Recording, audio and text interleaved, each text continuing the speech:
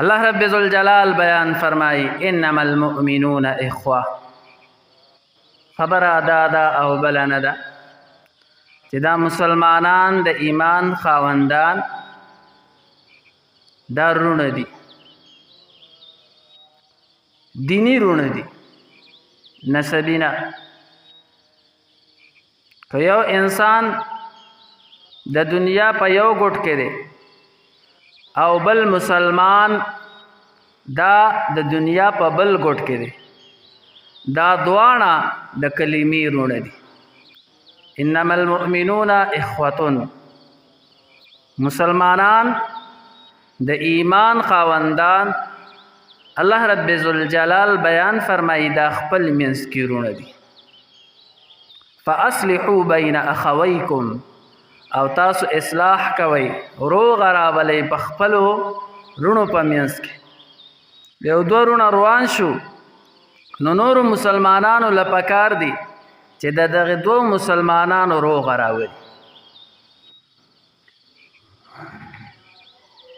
ځکه رسول الله مبارک بیان فرمایي المسلمون کالجسد الواحد، چې دا مسلمانان پشان د یو جسم دي.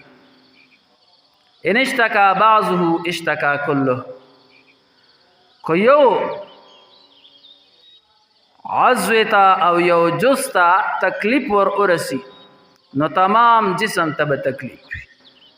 و ان اشتکا کله، او کو تمام تا تکلیف ور ارسی اشتکا بعضه نو دا بعض او دا جز چې دی دا بم په تکلیف کې وي.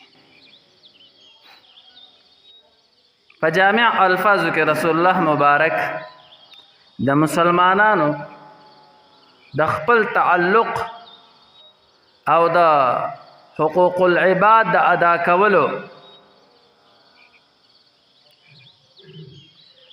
مکمل وضاحت بیان فرمایلی چې مسلمانان دا یو جسم دی، او کله چې د جسم په یو جز باندې تکلیف وي نو تمام جسم ته تکلیف وي، او کو کل ته تکلیف وي نو باز ته هم تکلیف وي. هم دغه رنګې مسلمانان په یو فر باندې او په یو شخصیت باندې څه تکلیف راغی نو دا به داسې نه وي چې دا په ده باندې ځان له تکلیف دی، بلکې دا به په دې تمامو مسلمانانو باندې تکلیف، او کو په تمامو باندې راغی نو په دې تمامو کې به دا فرد هم شامل وي. حضراتو، بیا رسول الله مبارک بیان فرمایي چې دا مسلمانان خپل منځ کې پشان د یو جسم دي، بعضې ته تکلیف بعضې ته راغی نو دا ټول به ورسره په تکلیف کې شامل وي، ټولو ته راغی دا بعضې به هم ورسره پکې شامل وي. حضراتو، مراد ته نه دا دی چې دا مسلمان به د خپل مسلمان رور خیال ساتي، او بیا دا خیال ساتل په څو قسمه دي. خو دا مسلمان ستا پلار او مور دي نو د دې د خیال ساتلو بیله طریقه ده. خو دا مسلمان په شکل ستا ضرور کې دي د دې بیله طریقه ده.